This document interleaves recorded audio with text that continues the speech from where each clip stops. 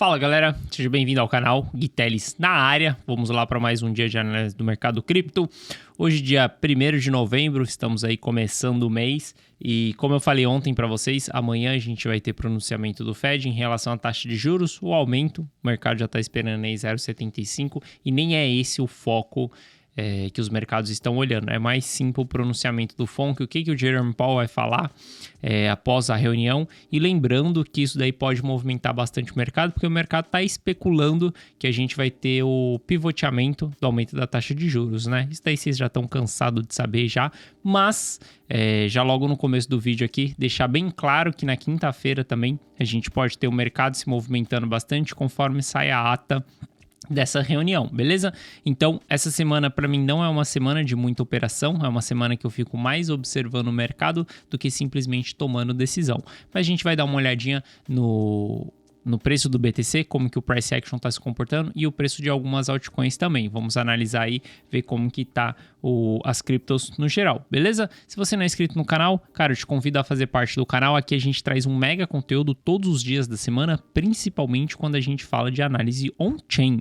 E se esse conteúdo fizer sentido para você, deixa seu like para dar aquela força. Mas chega de papo, vamos ver preço, que é o que importa, né? Pra gente começar aqui, a gente vai olhar para o BTC e a gente vê aí claramente que a gente teve o rompimento, né, dessa linha de tendência de baixa aqui, que era uma linha de tendência de baixa secundária que vinha aí. A gente ainda tem a de primária para fazer o rompimento, mas a gente ainda está um pouco longe dela, nem anotei aqui. Mas outro movimento também que aconteceu foi que a gente tinha a formação dessa cunha aqui, né, uma cunha descendente, onde a gente fez o rompimento dela para cima e o mercado pode fazer um pullback aí para confirmar o rompimento dessa cunha. Eu espero que possa fazer um pullback aqui, mas eu vejo que o mercado ele pode subir aí, o BTC pode subir nos próximos dias, principalmente se a gente tiver esse pivoteamento do Fed. Caso não tenha o pivoteamento, a gente pode ver o mercado recuando um pouco e aí ver como que ele vai se comportar aqui, como que o BTC vai se comportar, se ele vai vir até a base, até a parte superior dessa cunha aqui que fez o rompimento e vai segurar nessa região.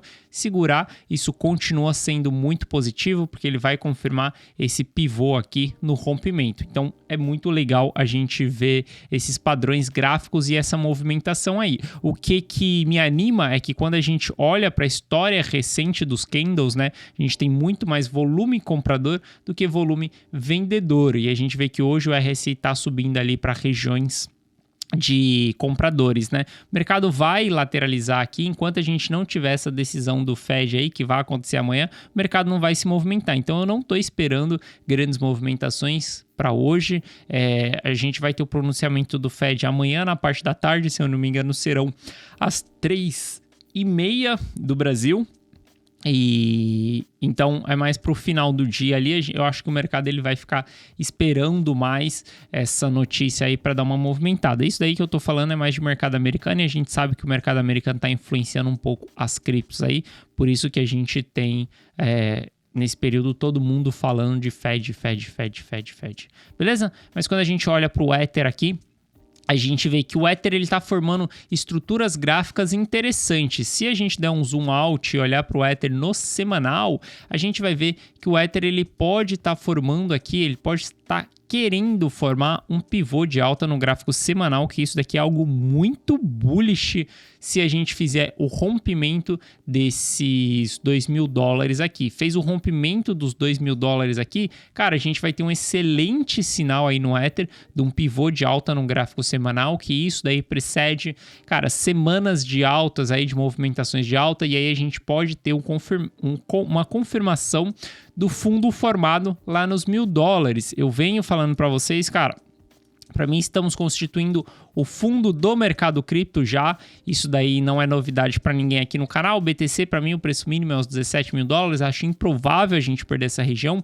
O Ether, eu considerava que nesse período a gente poderia ver o Ether voltando aos $1.000, mas o Ether bateu ali sua mínima de 1.100 e pouco e não desceu mais, então acredito que a gente não vai ver Ether a $1.000 novamente. Isso daqui é pura opinião, tá? Não significa que o mercado não vai fazer isso, mas na minha opinião, na minha tese, quem me acompanha sabe que eu peso mais na análise on-chain. A análise on-chain é o que me faz tomar mais decisões. Cara, na análise on-chain a gente está claramente constituindo o fundo e eu venho falando para vocês que eu já busco tipos de informação de confirmação do fundo e elas já estão começando a acontecer já.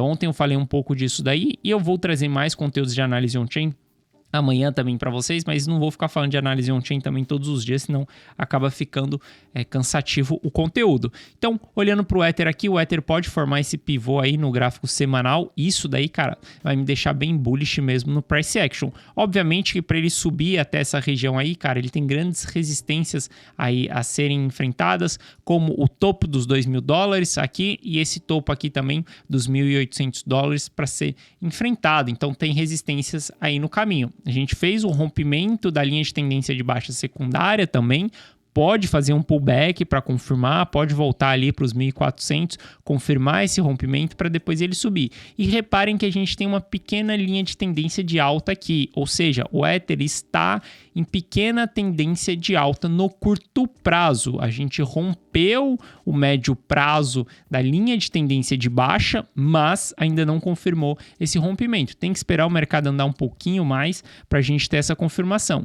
RSI está comprado, não é ponto de compra aqui, cara, não entraria. Sei que tem muito FOMO, tem muito, a galera pensa muito, nossa, vai a $2.000, então eu vou comprar aqui porque tá barato. Cara, esse daqui você não compra com emoção, você compra com raciocínio lógico. O raciocínio lógico é não comprar em região de sobrecompra, você compra em regiões vendedoras, em regiões de sobrevenda. Quando você estiver nessas regiões mais baixas aqui, aí você compra quando a RSI estiver mais nessas regiões. Mas, cara, comprar nessas regiões aqui, esquece, é puro amadorismo.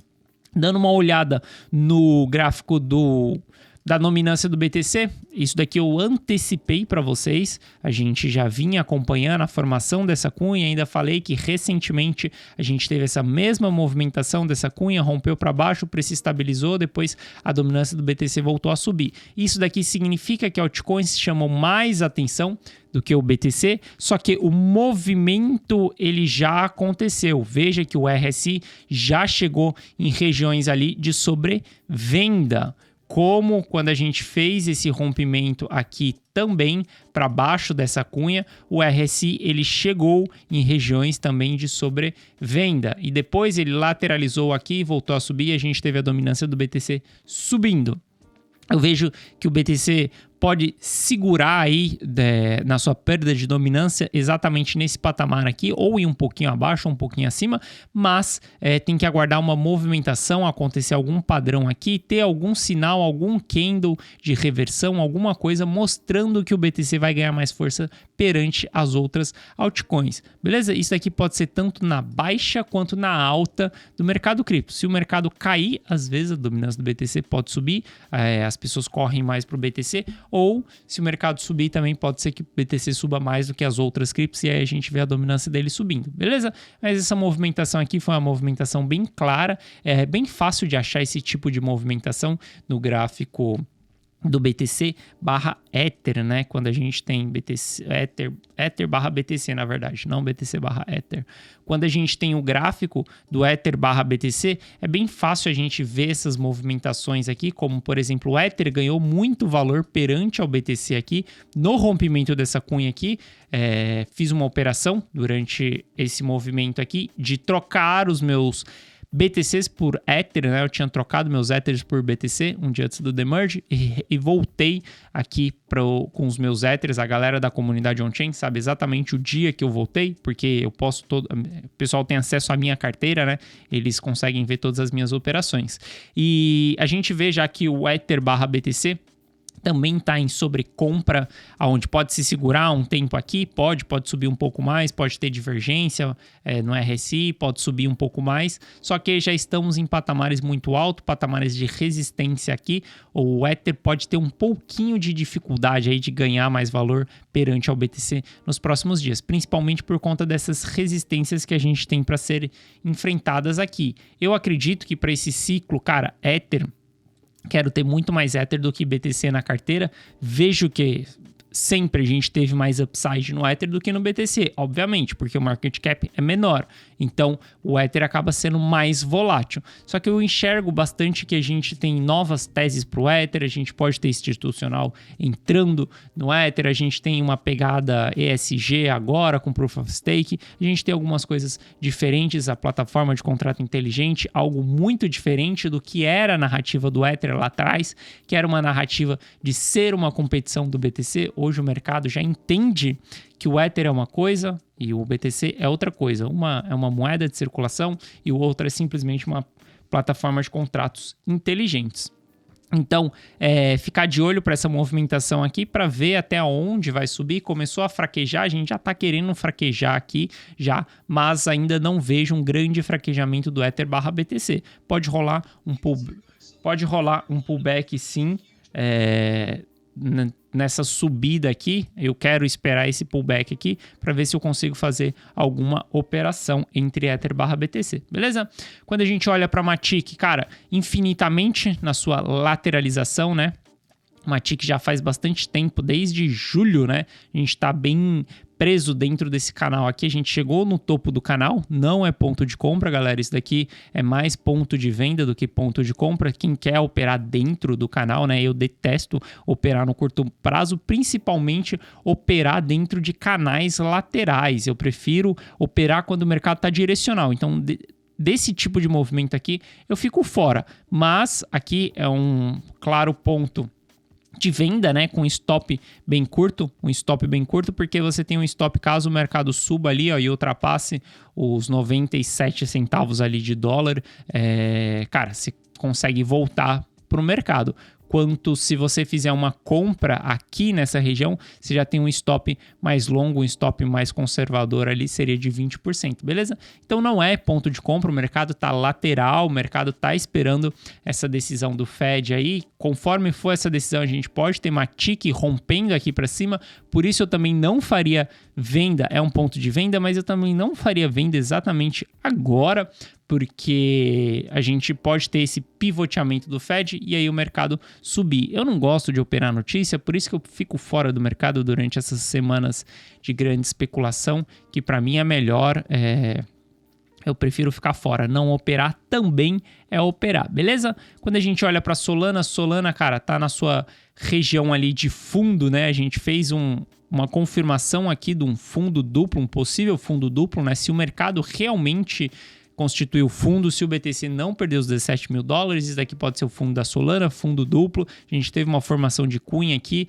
igual no BTC, rompimento para cima, Solana pode recuar, fazer um reteste dessa cunha aqui para depois subir, mas todo o mercado ele tem a sua linha de tendência de baixa primária para ser rompida ainda. Enquanto não houver a linha de tendência primária sendo rompida, né, no Ether a gente tem a linha de tendência primária aqui, ó. Enquanto a gente não tiver o rompimento dessa linha de tendência de baixa aqui, os mercados não estarão em franca tendência de alta. A gente precisa desse rompimento. A partir desse rompimento, aí a gente pode falar que o fundo foi confirmado, aí a gente pode falar que os ativos vão começar um novo ciclo. BTC, ó, 25 mil dólares aqui, ó, mais ou menos, ele faz esse rompimento da linha de tendência de baixa.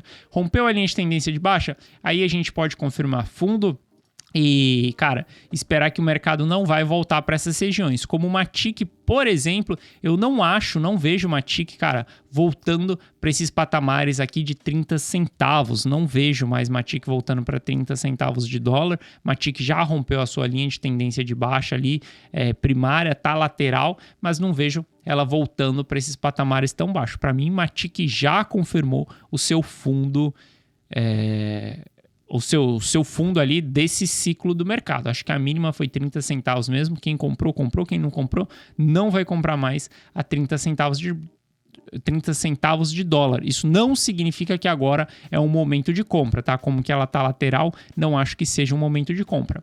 Quando a gente olha para Link, cara, mesma coisa aí, lateral, bateu ali no topo do canal também, do mesmo jeito que Matic, tá revertendo aí, não opero dentro dessas regiões, espero o mercado sair, eu prefiro que o mercado saia ou para cima ou para baixo, que o mercado fica muito mais direcional do que simplesmente ele ficar nessa lateralização infinita aqui.